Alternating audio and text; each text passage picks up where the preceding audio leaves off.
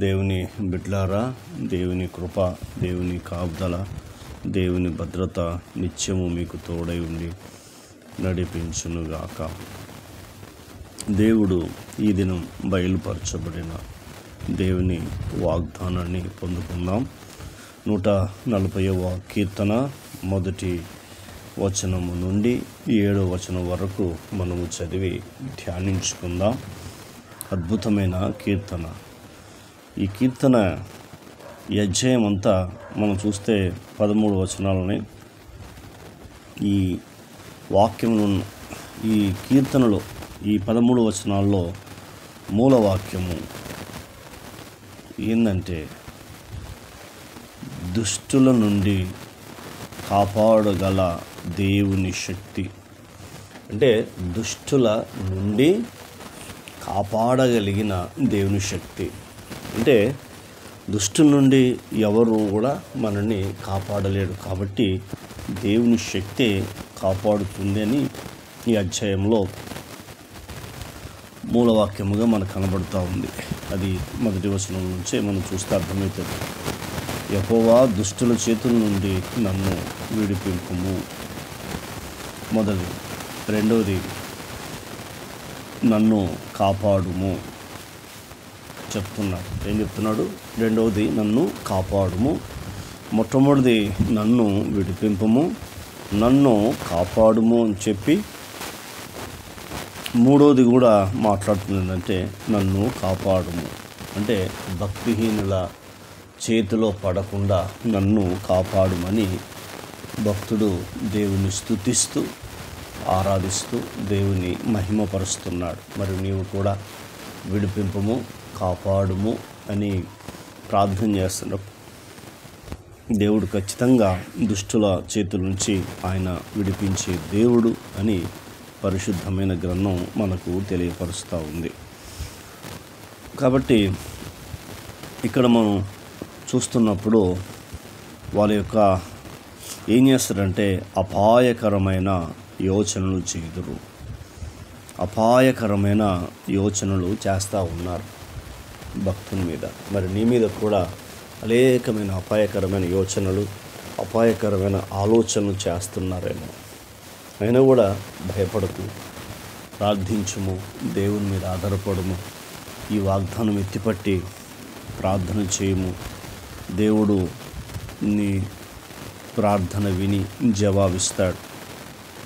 తర్వాత వాళ్ళు ఏం చేస్తున్నారంటే, ఇక్కడ మాట్లాడుతున్నప్పుడు గర్విష్ఠులు నా కొరకు ఉరిని త్రాళ్ళను చాటుగా ఒడ్డి ఉన్నారు. అంటే గర్విష్ఠులు ఏం చేస్తున్నారు? ఉరిని తాళ్ళను చాటుగా పెట్టి ఉన్నారని అంటున్నాడు.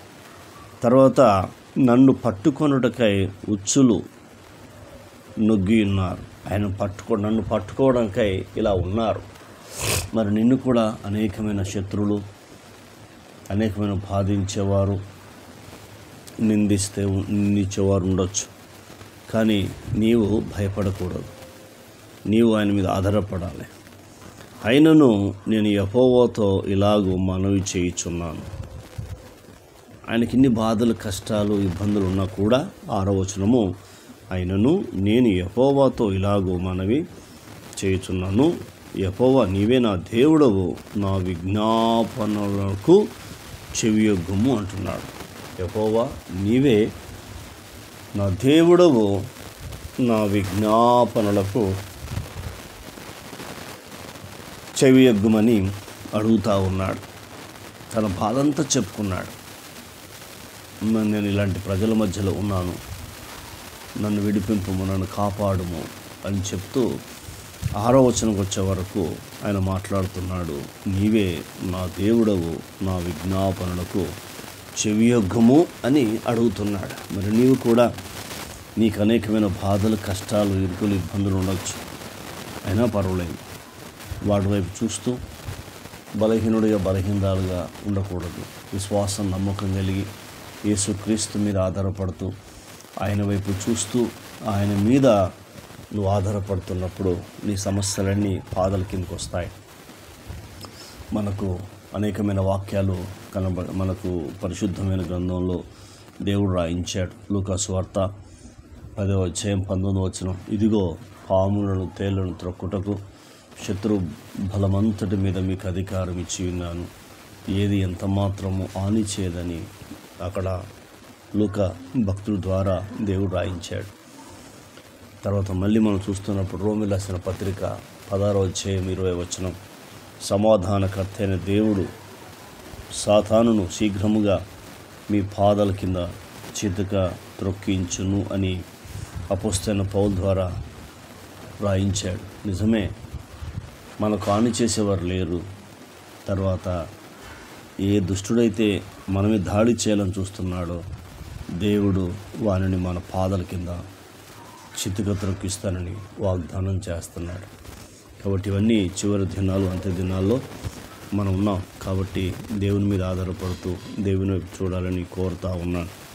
తర్వాత 7వ వచనం, అద్భుతమైన మాటలు 7వ వచనంలో దాగి ఉన్నాయి. ప్రభువైన యెహోవా నా రక్షణ దుర్గము, ప్రభువైన యెహోవా నాకు రక్షణ దుర్గము అని భక్తుడు మాట్లాడుతున్నాడు. యుద్ధ దినమున నీవు నా తలను కాయిదు. యుద్ధ దినమున, చూసారా, ఎప్పుడట యుద్ధ దినమున, ఎప్పుడైతే యుద్ధం జరుగుతుందో ఆ యుద్ధం జరుగుతున్న సమయంలో శత్రువు నా మీద దాడి చేయకుండా నువ్వు నాకు రక్షణ దుర్గముగా ఉన్నావు అంటే నా తలను నీవు కాయు దేవుడుగా ఉన్నావని తీర్మానం చేసుకుంటున్నాడు. ఇప్పుడు తల భద్రంగా ఉంటున్నప్పుడు కింది భాగానికి ఏమీ కాదు. ఎందుకంటే ఇక్కడి నుంచే మనకు ఏదన్నా ప్రాబ్లమ్స్ ఇక్కడి నుంచి వస్తే కాదు. కానీ కాబట్టి ఇది మన ఆత్మీయ జీవితంలో మనం నేర్చుకోవాలి. కాబట్టి తల ఎప్పుడైతే దెబ్బ తాకుతుందో, తల ఎప్పుడైతే బలహీనం ఉంటుందో శరీరం కూడా బలహీనమైపోతాయి. కాబట్టి అందుకే భక్తుడి యొక్క తీర్మానం, యుద్ధ దినమున నా తలను కాయుదు. అద్భుతమైన మాటలు దేవుడు మనతో మాట్లాడాడు. కాబట్టి ఈరోజు ఈ వాగ్దానాన్ని దేవుడు మనకిచ్చాడు. కాబట్టి నీ తలను కాయుదునని చెప్పాడు. ప్రార్థన, కన్న తండ్రిని కొందనాలు విన్న మాటలు దుష్టెత్తుకుపోకుండా సహాయం చేయండి. ఈ మాటల ద్వారా మీరు మమ్మల్ని ధైర్యపరిచి ఆదరించి అయా ప్రభా తృప్తిపరిచినందుకు మీ కృతజ్ఞతలు స్తోత్రములు చెల్లిస్తున్నాం. నాయనా నీకు వందనాలు చెల్లిస్తున్నాం. నన్ను విడిపింపుము, నన్ను కాపాడుము. యెహోవా నా విజ్ఞాపన ఆలకించము. నీవు తండ్రి, నీవు నా రక్షణ దుర్గము, యుద్ధ దినం నా తలం కాయుదు అని తీర్మానం చేసుకున్న భక్తుల్లాగా మేము అలా ఉండే కృపను దయచేయమని కృతజ్ఞతలు చెల్లిస్తూ యేసు నామంలో పొందినాం తండ్రి. ఆమేన్. దేవుడు మనందరిని దీవించి ఆశీర్వదించునుగాక. ఆమేన్.